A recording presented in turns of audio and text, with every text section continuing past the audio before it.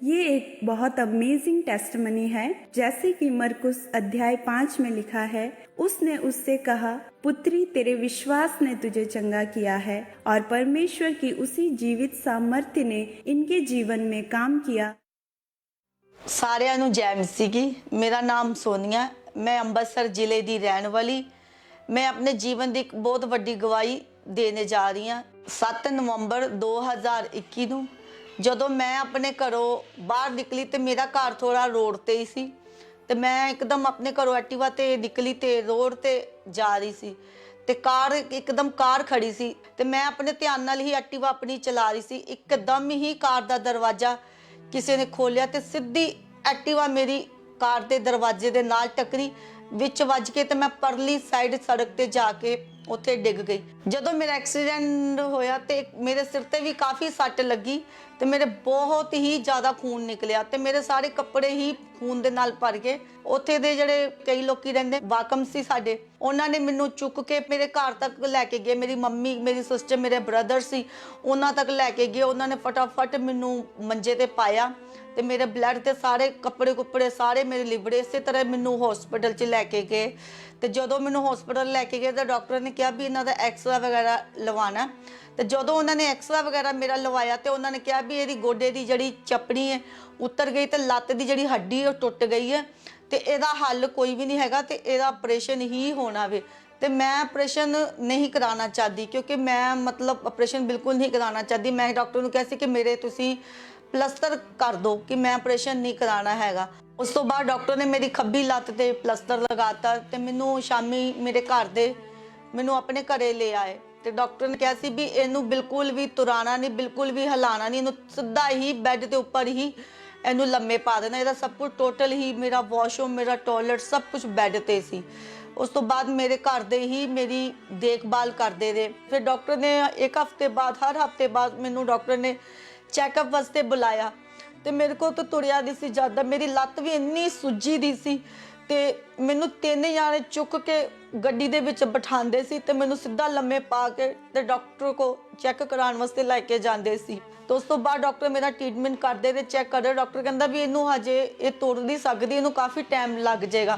तो उस तो बाद मैं अपने घरे मतलब बैठी रहना, लेटी रहना। तो मेरी सिस्टर, मेरी मदर ये सब जॉब करने वाले सी ते मैं एक अपने आप में सोचती ही कि मैं एक मतलब बोझ जिहा बन गई तो कौन मेरी मतलब मेरी देखभाल करेगा। मेरा बेटा छोटा 10 साल का ही, 1:30 बजे 2 बजे मेरा बेटा स्कूलों आंदा छोटा तो मैं अपने बेटे को कहना कि नूर भी मैनू वॉशरूम आया तो मैनू मेरा बेटा मैनू वो पोर्ट जिहा हुंदा सी जिहदे च वॉशरूम करांदे ने, वो बेटा मेरा मैनू दिंदा सी ते मैं उह च वॉशरूम करके ते मेरा बेटा खुद ही और फ्लश दे विच वॉश करता सी ते फिर मेरे हैड वॉश कराता सी। कहना मम्मा तुहानू कोई गल नहीं, तुसीं ठीक हो जाओगे। तो मैं अपने बेटे को अपने गले दा लगाती सी कि मैं तुहाडी देखभाल करदी कि तुसीं मेरी करदी है। उस टाइम ते मैं अपने बेटे को जदों देखदी हाँ, मेरी बेटी छोटी 5 साल दी, वो कहती मम्मा कोई गल नहीं, असीं तुहाडे नाल हैगे आ मम्मा, तुहानू वॉशरूम आया मम्मा कि तुहानू कुछ खाना। मैं अपने आप को देख सी उस टाइम मैं बहुत ही घट खाना और पीना शुरू करता है कि मतलब मैनू अपने आप में होता सी कि मैं किनू आवाज़ा मारांगी बार बार वॉशरूम दी, टॉयलेट दी लई। मैं 3 महीने मेरा बैड ते सी पर उस समय जड़ा मेरा निकलिया मैं जानदी आ। 3 महीनों बाद जो डॉक्टर ने मेरा प्लस्तर खोलिया तो उस तो बाद डॉक्टर ने मेरे गर्म पट्टियां वगैरह शुरू करतियां बंधनी तो मेरे लत्त नूं कोई फर्क नहीं, कोई आराम नहीं सी क्योंकि तां भी मैनू डॉक्टर ने कहा सी कि लत्त तुसी बिल्कुल सीधी ही रखनी है, हिलानी नहीं है। मैं एकदम बैड ते ही ते मैं जदों अपने आप नूं देखती सी ते काफ़ी मैनू अपने आप नूं महसूस होंदा कि मैं कई बारी सोचती सी कि जदों मेरा एक्सीडेंट होया तो मैं उस समय मर क्यों नहीं गई। मैं ये चीज़ां मेरे मन च ख्याल आंदी सी उस समय। मैं नहीं दवाई खानी है कि मैनू फर्क मासा नहीं कोई दवाई का लगता। मतलब जो तकलीफ सी जी दर्द ही वो मैनू पता सी ते मेरी लत्त भी काफ़ी सुजी रही सी। मैं डॉक्टर को भी कहनी हाँ कि डॉक्टर साहब मेरी सोच घट दी। जो भी चैक कराने जाना डॉक्टर ने कहना भी तुहाडी सोच घट जाएगी। मैनू इस तरह उन्होंने तसल्ली देनी तो दवाई देनी। इस तरह मेरा ट्रीटमेंट चलता रहा तो डॉक्टर ने फिर उस तो बाद मैनू कहा भी तुसी मतलब ਸਕੰਜਾ लो तो ਸਕੰਜੇ के सहारे तुसी तुरया फिरया करो, लेकिन तुसी लत्त नूं भार बिल्कुल नहीं पाना। एक लत्त दे नाल ही तुसीं ਸਕੰਜੇ नूं फड़ के ते एक लत्त उपर नूं करके ਤੇ ਤੁਸੀਂ ਚੱਲਣਾ ਵੀ, ਇਹ ਲੱਤ ਥੱਲੇ ਨਹੀਂ ਲਗਾਣੀ ਹਜੇ ਵੀ, ਤੇ ਤੁਹਾਡੀ ਲੱਤ ਹਜੇ ਨੂੰ ਟਾਈਮ ਲੱਗੇਗਾ, ਮਤਲਬ ਇਹ ਚੱਲ ਨਹੀਂ ਸਕਦੀ ਹਜੇ ਤੱਕ। ਤੇ ਮਤਲਬ ਇੱਕ ਮੈਂ ਸਕੰਜਾ ਫੜ ਕੇ, ਵਾਕਰ ਫੜ ਕੇ, ਇੱਕ ਲੱਤ ਨੂੰ ਉੱਪਰ ਚੁੱਕ ਕੇ ਤੇ ਸਕੰਜੇ ਦੇ ਸਹਾਰੇ ਮੈਂ ਤੁਰਦੀ ਸੀ ਆਪਣੇ ਘਰੇ। ਜਦੋਂ ਮੇਰਾ ਐਕਸੀਡੈਂਟ ਹੋਇਆ ਤੇ ਮੈਂ ਆਪਣੇ ਪੇਕੇ ਹੀ ਉਦੋਂ ਰਹਿੰਦੀ ਸੀ, ਤੇ ਮੇਰੇ ਪੇਕੇ ਵਾਲੇ ਮੇਰੀ ਦੇਖਭਾਲ ਕਰਦੇ ਸੀ। ਜਦੋਂ ਮੈਂ ਵਾਕਰ ਦੇ ਸਹਾਰੇ ਆਈ ਤੇ ਉਸ ਤੋਂ ਬਾਅਦ ਮੈਂ ਤੇ ਮੇਰੇ ਹਸਬੈਂਡ, ਮੇਰੇ ਬੱਚੇ ਸੀ ਆਪਣੇ ਘਰ ਆਏ, ਤੇ ਤਾਂ ਵੀ ਮੈਨੂੰ ਕੋਈ ਫਰਕ ਨਹੀਂ ਸੀ ਲੱਗਦਾ। ਮੈਂ ਦਵਾਈ ਖਾਣੀ ਸਾਂ ਤੇ ਕੋਈ ਫਰਕ ਨਹੀਂ ਲੱਗਦਾ। ਮੈਂ ਸਕੰਜੇ ਸਹਾਰੇ ਚੜ ਕੇ ਸੋਈ ਤੇ ਜਾ ਕੇ ਰੋਟੀ ਬਣਾਣੀ ਤੇ ਸਬਜ਼ੀ ਮੈਂ ਬਣਾਣੀ ਖੜੇ ਕੇ, ਫਿਰ ਮੈਂ ਬਹਿ ਜਾਣਾ। ਜਦੋਂ ਮੈਂ ਆਟਾ ਗੁੰਨਣਾ, ਫਿਰ ਮੈਂ ਕੁਰਸੀ ਤੇ ਬਹਿ ਕੇ ਸਕੰਜੇ ਦੇ ਸਹਾਰੇ, ਸਕੰਜੇ ਨੂੰ ਇੱਕ ਪਾਸੇ ਰੱਖ ਕੇ ਕੁਰਸੀ ਤੇ ਬਹਿ ਕੇ ਆਟਾ ਗੁੰਨਣਾ, ਫੁਲਕੇ ਬਣਾਣੇ ਬੈੱਡ ਤੇ ਉੱਪਰ ਬੈਠ ਕੇ। ਤੇ ਮੇਰੇ ਬੇਟੇ ਨੇ ਮੈਨੂੰ ਚੱਕਲਾ, ਵੇਲਣਾ, ਸਭ ਕੁਝ ਉੱਤੇ ਮੇਰੇ ਬੈੱਡ ਤੇ ਹੀ ਮੈਨੂੰ ਫੜਾਣਾ, ਤੇ ਮੇਰੇ ਬੇਟੇ ਨੇ ਰੋਟੀਆਂ ਸੇਕਣੀਆਂ, ਤੇ ਅਸੀਂ ਬੈੱਡ ਤੇ ਹੀ ਬਹਿ ਕੇ ਮੈਂ ਰੋਟੀ ਵੇਲ ਕੇ ਆਪਣੇ ਬੇਟੇ ਨੂੰ ਦਿੰਦੀ, ਕਿਉਂਕਿ ਮੇਰੀ ਲੱਤ ਇੰਨੀ ਦਰਦ ਕਰਦੀ ਸੀ ਕਿ ਮੈਂ ਹਿਲਾ ਨਹੀਂ ਸਕਦੀ, ਕਿਉਂਕਿ ਮੈਨੂੰ ਕੋਈ ਮੈਡੀਸਨ ਨਾਲ ਕੋਈ ਫਰਕ ਨਹੀਂ ਸੀ ਲੱਗਦਾ ਪਿਆ।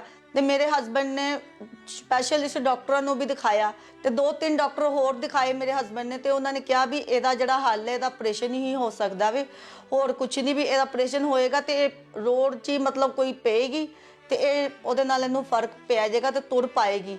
ਜਦੋਂ ਮੈਂ ਸਕੰਜੇ ਦੇ ਸਹਾਰੇ ਤੁਰਦੀ ਸੀ, ਉਹਨਾਂ ਦਿਨਾਂ ਦੇ ਵਿੱਚ ਵੀ ਮੇਰਾ ਫੇਸ ਜਿਹੜਾ ਸੀ ਵਿਸ਼ਵਾਸ ਪ੍ਰਭੂ ਦੇ ਵਿੱਚ ਜੁੜਿਆ ਦਾ ਸੀ, ਕਿ ਮੈਂ 1.5 ਸਾਲ ਤੋਂ ਕਾਂਬੜਾ ਚਰਚ ਦੇ ਨਾਲ ਜੁੜੀ ਸੀ, ਤੇ ਮੈਂ ਆਨਲਾਈਨ ਮੀਟਿੰਗ ਅਟੈਂਡ ਕਰਦੀ ਰਹੀ ਸੀ।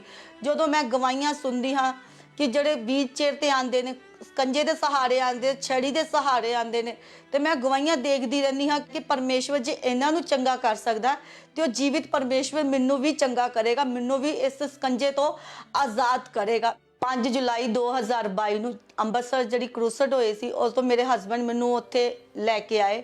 ਉਸ ਸਮੇਂ ਵੀ ਮੇਰੀ ਖੱਬੀ ਲੱਤ ਤੇ ਬਹੁਤ ਜ਼ਿਆਦਾ ਦਰਦ ਸੀ, ਤੇ ਮੇਰੇ ਕੋਲ ਖਲੋਤਾ ਵੀ ਨਹੀਂ ਜ਼ਿਆਦਾ, ਤੇ ਮੈਂ ਆਪਣੇ ਮੂੰਹ ਤੇ ਰੁਮਾਲ ਰੱਖ ਕੇ ਮਤਲਬ ਇੰਨਾ ਕੁ ਜ਼ਿਆਦਾ ਮੈਂ ਰੋ ਰਹੀ ਸੀ ਕਿ ਮੇਰੀ ਲੱਤ ਤੇ ਦਰਦ ਜਿਹੜੀ ਤਕਲੀਫ ਸੀ ਉਹ ਮੈਂ ਜਾਣਦੀ ਸੀ ਜਾਂ ਮੇਰਾ ਪਰਮੇਸ਼ਵਰ ਚਾਹਤਾ ਸੀ। ਉਸ ਸਮੇਂ ਮੈਂ ਬੈਠ ਕੇ ਵਰਸ਼ਿਪ ਨੂੰ ਅਟੈਂਡ ਕਰਦੀ ਰਹੀ, ਬੈਠ ਕੇ ਮਤਲਬ ਉਸ ਸਮੇਂ ਮੇਰੀ ਅੱਖਾਂ 'ਚ ਇੰਨੇ ਆਂਸੂ ਸੀ ਕਿ ਮੈਂ ਕਹਿੰਦੀ ਸੀ ਕਿ ਮੈਂ ਅੱਜ ਪਰਮੇਸ਼ਵਰ ਤੇਰੇ ਘਰੋਂ ਮੈਂ ਚੰਗੀ ਹੋ ਕੇ ਹੀ ਜਾਣਾ, ਮੈਂ ਅੱਜ ਇਸ ਤਰ੍ਹਾਂ ਨਹੀਂ, ਪਰਮੇਸ਼ਵਰ ਤੇਰੇ ਘਰੋਂ ਚੰਗੀ ਹੋ ਕੇ ਜਾਣਾ।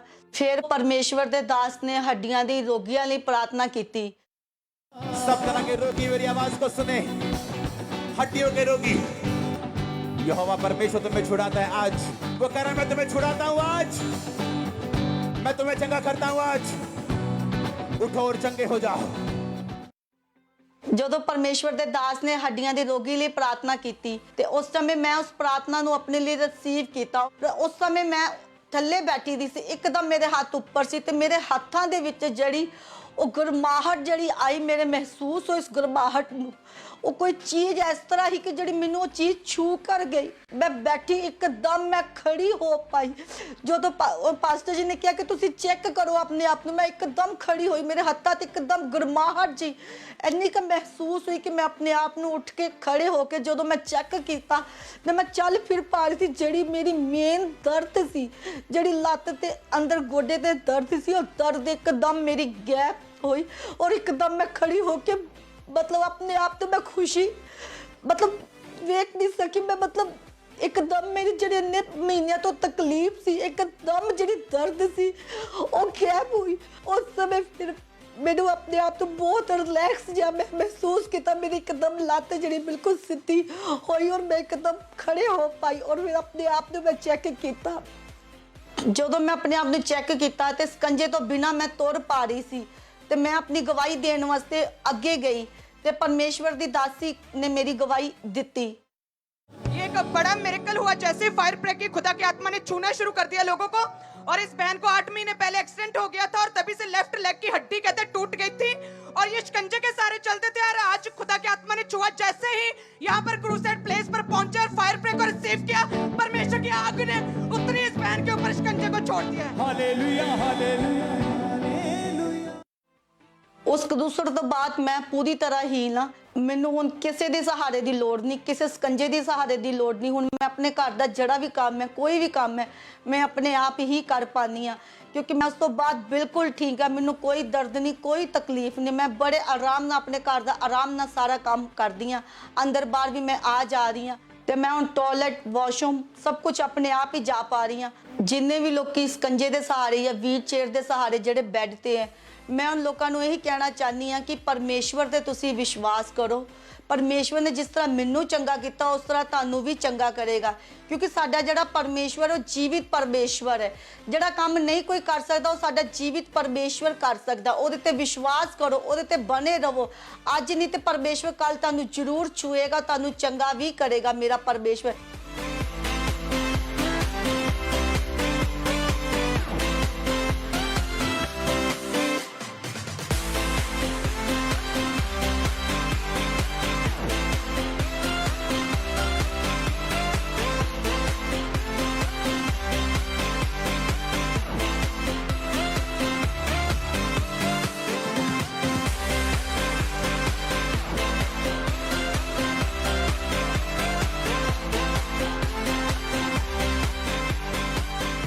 ਇਸ ਚੰਗਿਆਈ ਲਈ ਮੈਂ ਆਪਣੇ ਪਰਮੇਸ਼ਵਰ ਦਾ ਬਹੁਤ ਜ਼ਿਆਦਾ ਧੰਨਵਾਦ ਕਰਦੀ ਹਾਂ ਤੇ ਪਰਮੇਸ਼ਵਰ ਦੇ ਦਾਸ ਤੇ ਦਾਸੀ ਦਾ ਵੀ ਬਹੁਤ ਜ਼ਿਆਦਾ ਧੰਨਵਾਦ ਕਰਦੀ ਹਾਂ। ਸਾਰਿਆਂ ਨੂੰ ਜੈ ਮਸੀਹ ਦੀ।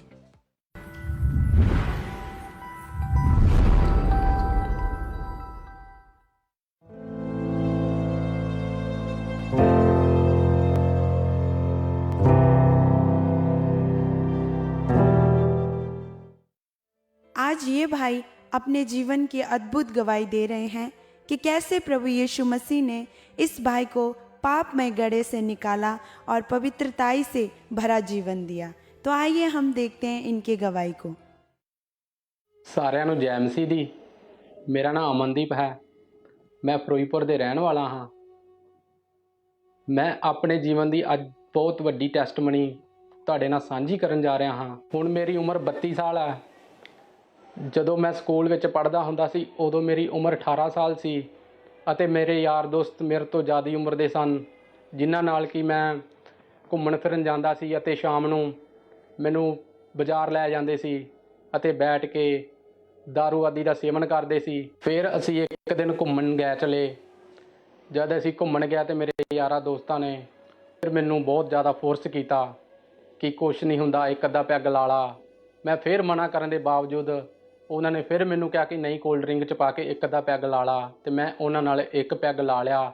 ਉਸ ਤੋਂ ਬਾਅਦ ਮੈਨੂੰ ਵੀ ਥੋੜ੍ਹਾ ਜਿਹਾ ਵਧੀਆ ਮਹਿਸੂਸ ਹੋਣ ਲੱਗ ਗਿਆ।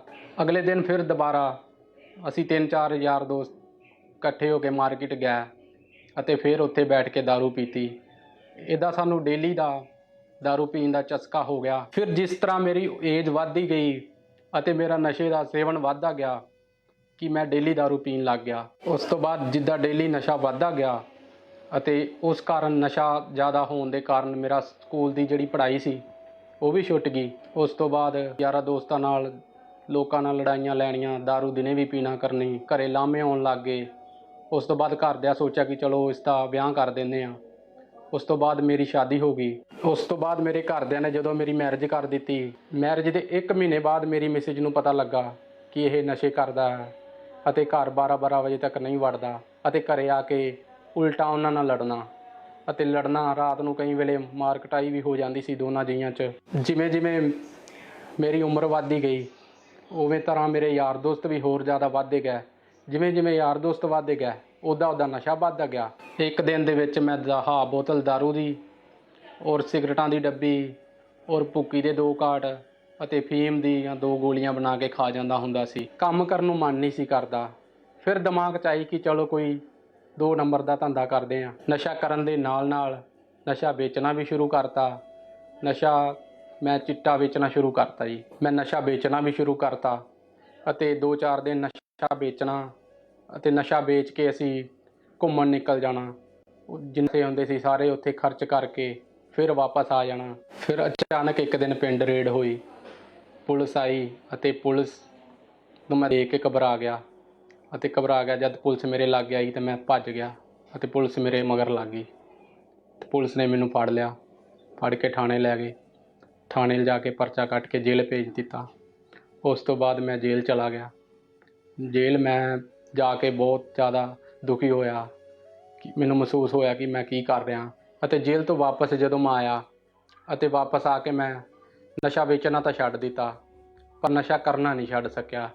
ਅਤੇ ਫਿਰ ਮੇਰੀ ਜਿਹੜੀ ਯਾਰੀ ਦੋਸਤੀ ਉਹੀ ਮੁੰਡਿਆਂ ਨਾਲ ਹੋਈ ਕਿ ਜਿਹੜੇ ਲੜਾਈਆਂ ਝਗੜੇ ਮਾਰ ਕਟਾਈ ਕਰਦੇ ਸੀ ਮੈਨੂੰ ਫੋਨ ਕਰਦੇ ਸੀ ਤੇ ਜਾਣਾ ਪੈਂਦਾ ਸੀ। ਇਹਦਾ ਬਹੁਤ ਜਗ੍ਹਾ ਤੋਂ ਘਰੇ ਲਾਮੇ ਆਉਂਦੇ ਰਹੇ, ਕਈ ਵਾਰੀ ਦੰਡ ਵੀ ਦੇਣੇ ਪਿਆ ਕਿ ਜੁਰਮਾਨਾ ਦੇਣਾ ਪਿਆ, ਜਿਨ੍ਹਾਂ ਨਾਲ ਲੜਾਈ ਹੋ ਜਾਣੀ, ਕਈ ਵਾਰ ਉੱਥੇ ਕੋਈ ਨੁਕਸਾਨ ਹੋ ਜਾਣਾ ਤਾਂ ਨੁਕਸਾਨ ਭਰਨਾ ਵੀ ਪੈਂਦਾ ਸੀ। ਪੰਚਾਇਤ ਦੇ ਵਿੱਚ ਬੈਠ ਕੇ ਜਦੋਂ ਰਾਜੀਨਾਮਾ ਹੁੰਦਾ ਸੀ ਤੇ ਪੰਚਾਇਤ ਜੋ ਸਾਨੂੰ ਫੰਡ ਲਾਉਂਦੀ ਸੀ ਸਾਨੂੰ ਰਲ ਮਿਲ ਕੇ ਦੇਣਾ ਪੈਂਦਾ ਸੀਗਾ। ਇਹ ਸਭ ਕਰਨ ਦੇ ਬਾਵਜੂਦ ਮੈਨੂੰ ਕੋਈ ਪਿੰਡ ਵਾਲਾ ਅਤੇ ਮੇਰੇ ਰਿਸ਼ਤੇਦਾਰ ਚਾਚੇ ਤਾਏ ਵੀ ਬੁਲਾ ਕੇ ਰਾਜੀ ਨਹੀਂ ਸੀ।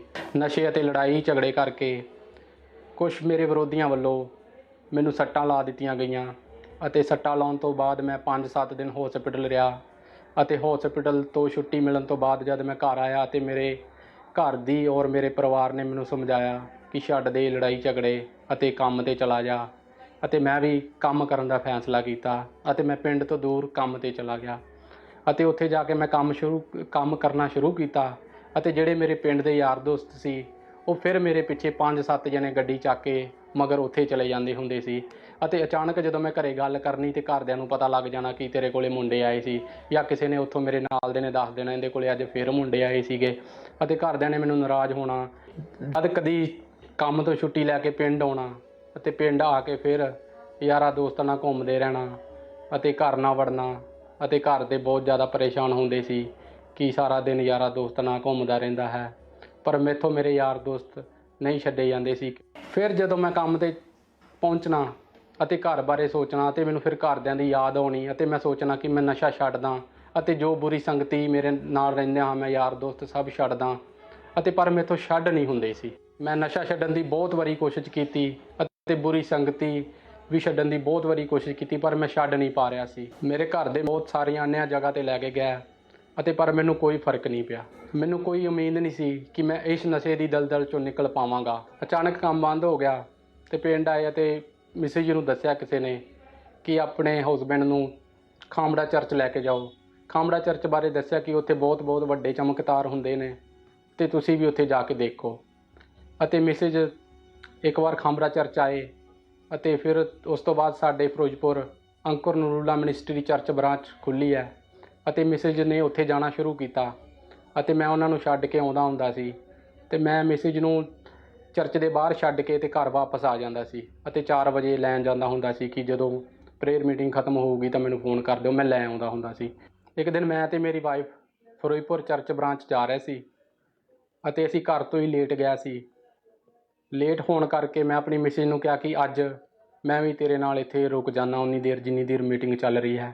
ਮੈਂ ਆਪਣੀ ਮਿਸਿਜ ਨਾਲ ਅੰਦਰ ਗਿਆ ਅਤੇ ਲਾਸਟ ਵਾਲੀ ਲਾਈਨ 'ਚ ਜਾ ਕੇ ਬੈਠ ਗਿਆ ਅਤੇ ਜਿੱਦਾਂ ਕਹਿ ਰਹੇ ਸੀ ਆਰਾਧਨਾ ਕਰਨ ਨੂੰ ਮੈਂ ਉਸੇ ਤਰ੍ਹਾਂ ਅੱਖਾਂ ਬੰਦ ਕੀਤੀਆਂ ਅਤੇ ਹੱਥ ਉੱਪਰ ਕੀਤੇ ਅਤੇ ਮਨ ਵਿੱਚ ਜਿੱਦਾਂ ਕਹਿ ਰਿਹਾ ਸੀ ਪ੍ਰਭੂ ਦਾ ਨਾਮ ਲਓ, ਮੈਂ ਪ੍ਰਭੂ ਦਾ ਨਾਮ ਲੈ ਰਿਹਾ ਸੀ ਅਤੇ ਇੱਕਦਮ ਅਚਾਨਕ ਮੈਨੂੰ ਨਹੀਂ ਪਤਾ ਲੱਗਾ ਕਿ ਮੇਰੀਆਂ ਅੱਖਾਂ ਅੱਗੇ ਇੱਕ ਬਿਜਲੀ ਦੀ ਤਰ੍ਹਾਂ ਤਾਰੇ ਚਮਕ ਰਹੇ ਹਨ ਅਤੇ ਮੇਰੇ ਹੱਥ ਪੈਰ ਆਪੇ ਹਿੱਲ ਰਹੇ ਹਨ ਅਤੇ ਮੈਨੂੰ ਪਵਿੱਤਰ ਆਤਮਾ ਉਸ ਟਾਈਮ ਛੂਹ ਗਈ ਅਤੇ ਮੈਨੂੰ ਬਹੁਤ ਵਧੀਆ ਫੀਲ ਲੱਗਾ।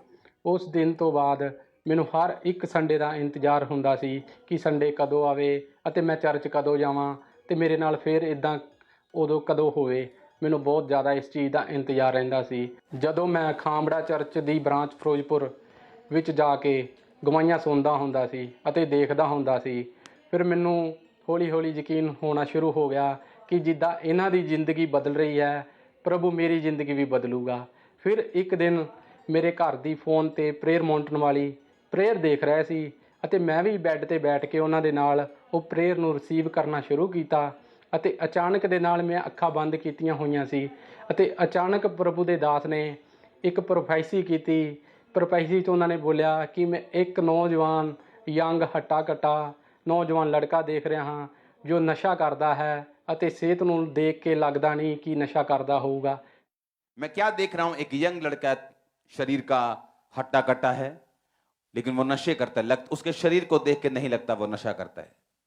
मैं राइट नाउ ग्लोरी को देख रहा हूं, राइट नाउ महिमा को देख रहा हूं, राइट नाउ मैं देख रहा हूं जैसे एक यंग लड़का जो नशा करता है उसकी ग्लोरी टेम्पर हो चुकी है, उसकी ग्लोरी खत्म हो चुकी है, लेकिन जब परमेश्वर रिस्टोर करेगा आज वो ग्लोरी वापिस आएगी। अब भी मैं देख रहा हूं इस लड़के को टी शर्ट डाले हुए, बॉडी बिल्डिंग टाइप, और मैं देख रहा हूं परमेश्वर उसकी ग्लोरी को रिस्टोर कर रहे राइट नाउ। ਜਿੱਦਾਂ ਹੀ ਪਰਮੇਸ਼ਵਰ ਦੇ ਦਾਸ ਨੇ ਉਹ ਵਰਡ ਮੇਰੇ ਲਈ ਬੋਲੇ ਅਤੇ ਮੈਂ ਆਪਣੀ ਰਿਸੀਵ ਕੀਤੇ ਅਤੇ ਜਿਸ ਦਿਨ ਮੈਂ ਪਹਿਲੇ ਦਿਨ ਚਰਚ ਗਿਆ ਸੀ ਉੱਦਾਂ ਹੀ ਮੇਰੇ ਨਾਲ ਫਿਰ ਹੋਇਆ ਕਿ ਮੇਰੀਆਂ ਅੱਖਾਂ ਅੱਗੇ ਚਮਕਣ ਤਾਰੇ ਆਣੇ ਸ਼ੁਰੂ ਹੋ ਗਏ ਅਤੇ ਹੱਥ ਫਿਰ ਉੱਦਾਂ ਹੀ ਹੋਣ ਲੱਗ ਗਏ ਅਤੇ ਮੈਂ ਜੋਸ਼ ਵਿੱਚ ਆ ਗਿਆ ਅਤੇ ਮੇਰੀ ਮੈਸੇਜ ਦੇਖ ਕੇ ਹੈਰਾਨ ਹੋ ਗਏ ਕਿ ਇਹਨਾਂ ਨੂੰ ਪਵਿੱਤਰ ਆਤਮਾ ਛੂ ਗਿਆ ਹੈ। ਅਤੇ ਉਸ ਦਿਨ ਤੋਂ ਬਾਅਦ ਅੱਜ ਤੀਕਰੀ ਮੈਂ ਨਸ਼ੇ ਤੋਂ ਬਿਲਕੁਲ ਆਜ਼ਾਦ ਹਾਂ। ਮੈਂ ਸ਼ਰਾਬ, ਸਿਗਰਟ, ਫੀਮ, ਭੁੱਕੀ ਤੋਂ ਅਤੇ ਬੁਰੀ ਸੰਗਤੀ ਤੋਂ ਬਿਲਕੁਲ ਆਜ਼ਾਦ ਹਾਂ, ਬਿਲਕੁਲ ਫ੍ਰੀ ਹਾਂ। ਮੈਂ ਹਰ ਨਸ਼ੇ ਤੋਂ ਫ੍ਰੀ ਹਾਂ ਅਤੇ ਬੁਰੀ ਸੰਗਤੀ ਤੋਂ ਫ੍ਰੀ ਹਾਂ ਅਤੇ ਮੈਂ ਆਪਣੇ ਪਰਿਵਾਰ ਨਾਲ ਬਹੁਤ ਖੁਸ਼ ਹਾਂ। ਹੁਣ ਸਾਡੇ ਪਿੰਡ ਅਤੇ ਮੁਹੱਲੇ ਅਤੇ ਸਾਡੇ ਸਾਰੇ ਰਿਸ਼ਤੇਦਾਰ ਇਹੀ ਕਹਿੰਦੇ ਨੇ ਕਿ ਇਹਨੂੰ ਕਿੱਥੇ ਲੈ ਕੇ ਜਾਂਦੇ ਹੋ ਕਿ ਇੰਨਾ ਜ਼ਿਆਦਾ ਸੁਧਰ ਗਿਆ ਹੈ, ਘਰੋਂ ਬਾਹਰ ਨਹੀਂ ਨਿਕਲਦਾ। ਜਿਹੜੇ ਲੋਕ ਨਸ਼ਾ ਕਰਦੇ ਹਨ ਮੈਂ ਉਹਨਾਂ ਨੂੰ ਇਹ ਮੈਸੇਜ ਦੇਣਾ ਚਾਹੁੰਦਾ ਹਾਂ ਕਿ ਪ੍ਰਭੂ ਯਿਸੂ ਮਸੀਹ ਤੋਂ ਵੱਧ ਕੇ ਕੁਛ ਨਹੀਂ ਹੈ। ਜੇ ਛੁਟਕਾਰਾ ਲੈਣਾ ਹੈ ਤੇ ਪ੍ਰਭੂ ਯਿਸੂ ਮਸੀਹ ਦੀ ਮਹਿਮਾ ਅਤੇ ਆਰਾਧਨਾ ਜਿੰਨੀ ਵੀ ਹੋ ਸਕਦੀ ਹੈ ਕਰੇ ਅਤੇ ਛੁਟਕਾਰਾ ਪਾਓ। ਹੁਣ ਮੈਂ ਅਤੇ ਮੇਰਾ ਪਰਿਵਾਰ ਅਸੀਂ ਖੁਸ਼ੀ ਘਰ ਰਹਿੰਦੇ ਹਾਂ। ਇਸ ਵੱਡੇ ਛੁਟਕਾਰੇ ਲਈ ਮੈਂ ਪਰਮੇਸ਼ਵਰ ਦਾ ਬਹੁਤ ਧੰਨਵਾਦ ਕਰਦਾ ਹਾਂ ਅਤੇ ਪਰਮੇਸ਼ਵਰ ਦੇ ਦਾਸ ਅਤੇ ਦਾਸੀ ਦਾ ਬਹੁਤ ਧੰਨਵਾਦ ਕਰਦਾ ਹਾਂ। ਸਾਰਿਆਂ ਨੂੰ ਜੈ ਮਸੀਹ।